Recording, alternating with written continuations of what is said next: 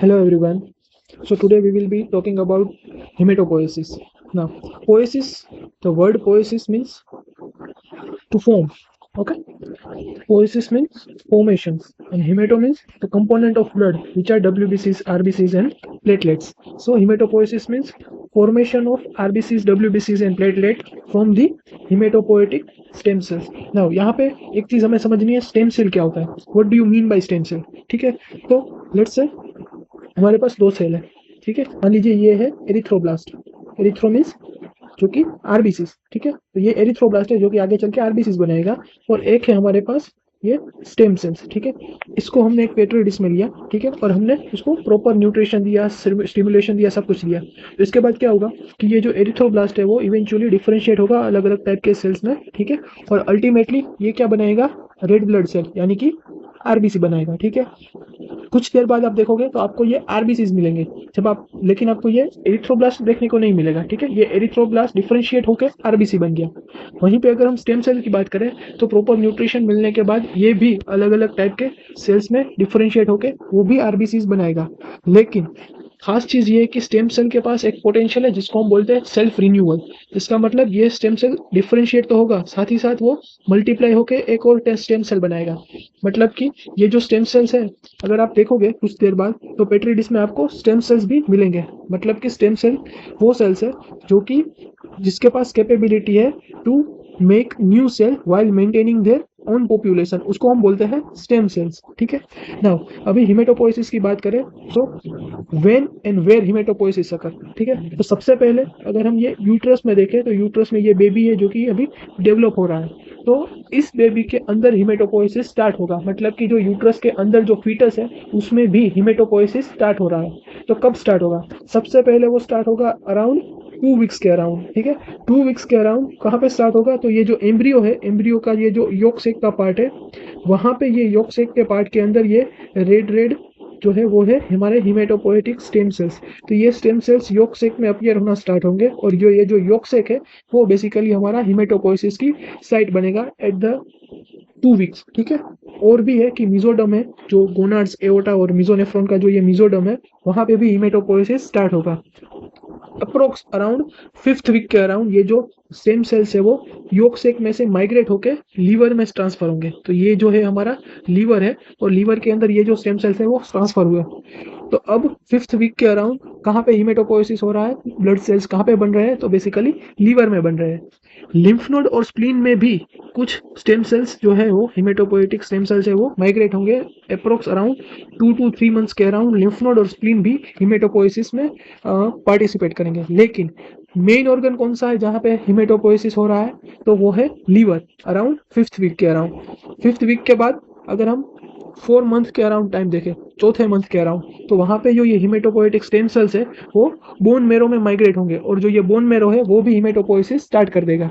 Bone marrow का मतलब है कि अगर ये हमारा बोन है तो बोन के बीच में एक केविटी होती है, ये बोन के बीच में एक केविटी होती है जिसको हम बोलते हैं बोन मेरो, और वहां से ब्लड सेल्स बन के ब्लड में आते हैं. तो बोन की जो केविटी होती है उसको हम कहते हैं बोन मेरो, और ये स्टेम सेल्स अभी बोन मेरो में गए. तो ये मैंने वर्टिब्री दिखाई है. ठीक है, सिर्फ रिप्रेजेंटेशन के लिए. ऑलमोस्ट हर बोन के अंदर ये ट्रांसफर होंगे. तो 4 मंथ के अराउंड बोन मेरो में हिमेटोपोइसिस स्टार्ट होगा. 5th मंथ के अराउंड जो लीवर में जो हिमेटोपोइसिस चल रहा था उसमें पीक आएगी, मतलब कि वो पीक पे होगा.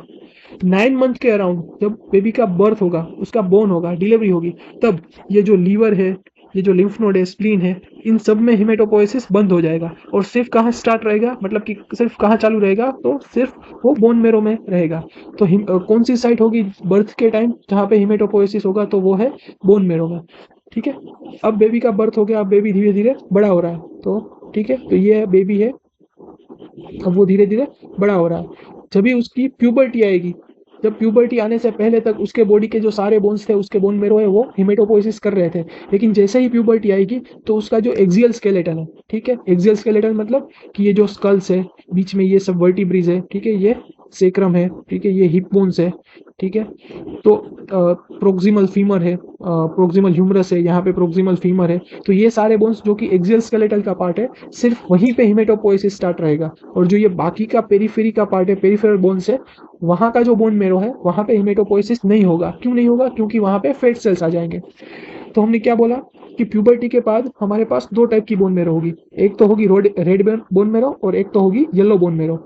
रेड बोन मेरो हम क्यों बोलते हैं रेड, क्यों वो रेड है, क्योंकि वहां पे हिमेटोपोएटिक स्टेम सेल्स है जो कि क्या कर रहा है, जो कि हिमेटोपोइटिकली एक्टिव बोन मेरो है, जो स्टेम सेल्स है वो हिमेटोपोइसिस करवा रहा है। वहीं पे येलो बोन मेरो को हम येलो क्यों बोलते हैं, वहां पे स्टेम सेल्स की जगह किसने ले ली है, फेट सेल्स ने, ठीक है, वहां पे फेट सेल्स ज्यादा है तो वो हिमेटोपोइटिकली एक्टिव नहीं है, तो हम उसको इनएक्टिव बोन मेरो बोलते हैं। तो रेड बोन मेरो मतलब कि haematopoietically active bone marrow, yellow bone marrow मतलब कि haematopoietically inactive bone marrow. Red bone marrow puberty में कहाँ पे मिलेगा, तो हमने बात की जो एक्सियल स्केलेटल था वहां पे हिमेटोपोइसिस स्टार्ट रहेगा, तो वो रेड बोन मेरो है। जैसे कि हमारा मेम्ब्रेनस बोन, ये स्कल्स है, हमारी वर्टिब्रीज है, ठीक है, हमारा सेक्रल बोन है, हमारा हिप बोन है, फिर प्रोक्सिमल फीमर है, प्रोक्सिमल ह्यूमरस है, ठीक है। तो ये सारे एंड पे, ये सारी चीजों पे हमें रेड बोन मेरो मिलेगा और बाकी की जगह पे हमें येलो बोन मेरो देखने को मिलेगा। नॉर्मल एडल्ट की हम बात करें तो नॉर्मल एडल्ट में 50% around half of the bone red bone marrow है, half of the bone yellow bone marrow है, ठीक है। लेकिन अगर हिमेटोपोएटिक डिमांड बढ़ी, मतलब कि अगर ऐसी कोई कंडीशन आई जिसमें आरबीसीज है वो कम हो रहे हैं, उसका डिस्ट्रक्शन हो रहा है, डब्ल्यूबीसीज कम हो रहे हैं, प्लेटलेट कम हो रहे हैं, तो उस कंडीशन में हमें सारी चीजों की ज्यादा जरूरत पड़ेगी, मतलब कि हिमेटोपोइसिस ज्यादा बढ़ाना पड़ेगा। तो उस कंडीशन में जो ये पेरिफेरल बोन है, जो कि येलो बोन मेरो थे, वहां पे फैट था, वो भी हिमेटोपोइसिस स्टार्ट करेंगे, वहां पे भी जो स्टेम सेल्स है वो माइग्रेट होना स्टार्ट होंगे और ये भी हिमेटोपोइसिस में पार्ट लेगा। तो मतलब कि जो येलो बोन मेरो है वो भी कौन सा बोन मेरो हो गया, वो भी रेड बोन मेरो हो गया। मतलब कि in case of high haematopoietic demand हमारा येलो बोन मेरो कन्वर्ट होके क्या बन जाएगा, रेड बोन मेरो। इस चीज को हम बोलते हैं एक्सपांसन ऑफ बोन मेरो, इस चीज को हम बोलते हैं एक्सपांसन ऑफ बोन मेरो। और लास्टली दो फैक्ट है कि बोन मेरो जो है अगर वो चाहे तो अपनी एक्टिविटी, जो उसकी बेजल एक्टिविटी है, उससे 8 to 10 टाइम्स तक बढ़ा सकता है और टोटल जो बोन मेरो का वेट है वो ऑलमोस्ट अप्रोक्स लीवर के वेट जितना होता है, ठीक है। तो ये हमने बात की हिमेटोपोइसिस की साइट के बारे में। तो जब हमने बात की कि इंट्रायूटेराइन लाइफ में हमें योक सेक में हिमेटोपोइसिस देखने को मिला था, लीवर में देखने को मिला था, लिम्फ नोड, स्प्लीन, ठीक है। तो बोन मेरो के अलावा जितनी भी ये साइट है जहाँ पे हिमेटोपोइसिस होता है उसको हम बोलते हैं एक्स्ट्रा मेड्यूलरी हिमेटोपोइसिस। मेड्यूलरी मतलब बोन मेरो, तो बोन मेरो के बाहर जहाँ पे हो रहा है उसको हम बोलते हैं extra medullary haematopoiesis. Extra medullary haematopoiesis intrauterine life में हो रहा है तो वो नॉर्मल है, जो हमने देखा था कि ये होता है। लेकिन अगर बेबी का बर्थ हो जाए, अगर वो एडल्ट पर्सन के अंदर भी लीवर में, स्प्लीन में हिमेटोपोइसिस देखने को मिले, ठीक है, एडल्ट पर्सन में अगर एक्स्ट्रा मेड्यूलरी हिमेटोपोइसिस देखने को मिले तो ये चीज फिजियोलॉजिकल नहीं है, ये चीज एबनॉर्मल है। उसकी बॉडी के अंदर कुछ ऐसी डिमांड है जिसकी वजह से बोन मेरो के अलावा भी हिमेटोपोइसिस करने की जरूरत पड़ रही है। तो in short extra medullary haematopoiesis in intrauterine life is normal physiological, but extra medullary haematopoiesis in adult is a pathological, ठीक है। अब क्विकली रिकैप करते हैं। अगर मैं आपसे पूछूं कि सबसे पहले हिमेटोपोइसिस कहाँ स्टार्ट होगा, तो आप बोलोगे 2 वीक्स के अराउंड योक में। इसके बाद कहाँ पे होगा, योक के बाद तो होगा वो लीवर में, ठीक है, मेन साइड उसकी लीवर रहेगी। अगर मैं बोलूँ किसी का 9 महीने के अराउंड, या फिर किसी को मैं बोलूँ कि जिसका टर्म, उसका फुल टर्म अगर उसका बर्थ हुआ तो बर्थ के बाद या बर्थ के दौरान वहाँ उसमें कहाँ पे हिमेटोपोइसिस होगा, तो सिर्फ कौन सी साइट होगी उसमें, बोन मेरो में हिमेटोपोइसिस होगा। कहाँ पे नहीं होगा, तो लीवर स्प्लीन और लिम्फ नोड में नहीं होगा।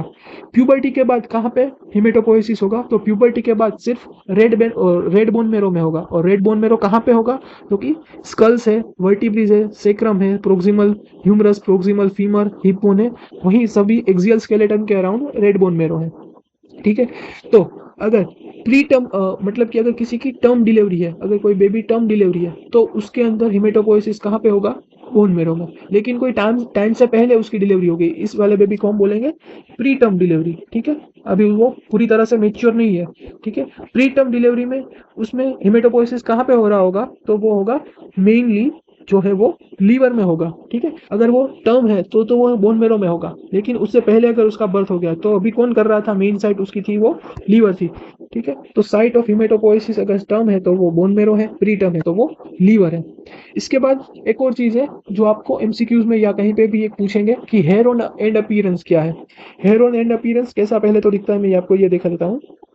ठीक है, तो ये जो एक्सरेज है इसको हम बोलते हैं हेयर ऑन एंड अपीयरेंस। अगर आप ये एक्सरे देखोगे तो इसकी जो स्कल्स है उसके ऊपर आपको ये छोटे छोटे हेयर्स देखने को मिलेंगे। ठीक है, इसको आप बोलते हैं हेयर ऑन एंड अपीयरेंस, या फिर इसको हम बोलते हैं क्रू कट अपीयरेंस। ये कुछ इसके जैसा दिख रहा है तो इसको हम बोलते हैं क्रू कट अपीयरेंस। ठीक है, ये क्रू कट है बेसिकली, इसके जैसा ये एक्सरे दिख रहा है तो इसको हम बोलते हैं crew cut appearance of x-ray. मैं आपको जूम करके दिखा देता हूँ, ये आपके छोटे छोटे ये हेयर जैसे स्ट्रक्चर्स देखने को मिलेंगे। ठीक है, तो ये क्यों हो रहा है, basically hair on end appearance क्यों हो रहा है। अगर आपको इसको समझना है तो एक चीज समझनी होगी कि अगर ये स्कल बोन है आपका, ठीक है, तो स्कल्स बोन में दो टेबल्स होती है। एक तो होती है ये आपकी आउटर टेबल, ठीक है, इस चीज को हम बोलेंगे आउटर टेबल, और इसके अंदर ये होती है इनर टेबल। ठीक है, ये है हमारी इनर टेबल, और इन दोनों के बीच में जो ये है ट्रेबेक्युला है। ठीक है, और ये दोनों इंटरट्रेबेकुलर स्पेस के अराउंड ये जो रेड है वो है आपका बोन मेरो। तो स्कल में बोन मेरो कहाँ पे है, ट्रेबेकुला के बीच में जो है वहां पे बोन मेरो है। ठीक है, अभी अगर हिमेटोपोएसिस की डिमांड बढ़ी, जैसे कि थैलेसीमिया में, ठीक है, थैलेसीमिया में आरबीसीज का डिस्ट्रक्शन हो रहा है, तो मतलब आरबीसीज जो है वो पूरी तरीके से अच्छे से डेवलप नहीं है, उसके अंदर कोई डिफेक्ट है जिसकी वजह से आरबीसीज है वो टाइम से पहले ही डिस्ट्रॉय हो जा रहे हैं। तो उस वाली कंडीशन में आपको ज्यादा आरबीसीज की जरूरत पड़ेगी, मतलब कि हिमेटोपोएसिस की डिमांड बढ़ी है, उसको अब हिमेटोपोएसिस आपको बढ़ाना है। तो उस वाली कंडीशन में क्या होगा, ये जो बोन मेरो है जो ट्रेबेक्युला के बीच में था, अब वो बोन मेरो एक्सपांड होना स्टार्ट करेगा। तो एक्सपांड होगा जब वो, तब वो आउटर ट्रेबेक्युला है उसको इरोड करेगा। ठीक है, उसको काट देगा और उसमें से बाहर की तरफ ग्रो करेगा। तो आप ये देख सकते हो कि ये जो ट्रेबिकुला है वो बीच में से, अगर पहले ऐसा था तो अभी वो बीच में से वो बोन मेरो है उसको इरोड करके उसको बाहर की तरफ यहाँ से ग्रो कर रहा है। ठीक है, और ये जो है वो ट्रेबिकुला है, और ये जो बोन मेरो है उसने आउटर टेबल को इरोड करके बाहर की तरफ ग्रो किया। अगर इस चीज का हम एक्सरे लेंगे तो ये जो बोन मेरो है वो तो एक्सरे में दिखेगा नहीं, सिर्फ आपको बोनी पार्ट दिखेगा। तो इसका एक्सरे हमें कुछ इस तरीके से देखने को मिलेगा। ये हमारी इनर टेबल होगी, ये हमारी ट्रेबिकुलस है। ठीक है, इसके बीच में जो है वो बोन मेरो है लेकिन वो दिखता नहीं है, उसने यहाँ पे कुछ छोटे छोटे आउटर टेबल से जिसको इरोड करके वो बाहर की तरफ ग्रो किया हुआ है, लेकिन एक्सरे में हमें कुछ इस तरीके से देखने को मिलेगा। तो इस तरीके का एक्सरे को हम बोलते हैं हेयर ऑन एंड अपीयरेंस। ठीक है, तो ये जो थैलेसीमिया वाला पेशेंट है, क्लासिकली ये चीज थैलेसीमिया वाले पेशेंट में देखने को मिलेगी। तो उस वाले पेशेंट का ये जो एक्सरे है इसको हम बेसिकली बोलते हैं हेयर ऑन एंड अपीयरेंस या फिर क्रू कट अपीयरेंस। क्यों देखने को मिलेगा ये मैंने बता दिया। ठीक है, तो ये जो है वो हेयर ऑन एंड अपीयरेंस है। ठीक है, इसके बाद वाले चैप्टर्स में हम आगे और डिस्कस करेंगे हिमेटोपोएसिस के बारे में। आई होप आप लोगों को ये मजा आया होगा। ठीक है, अगर आपको कोई भी डाउट है तो कमेंट्स में पूछ सकते हैं। Thank you very much, keep learning guys.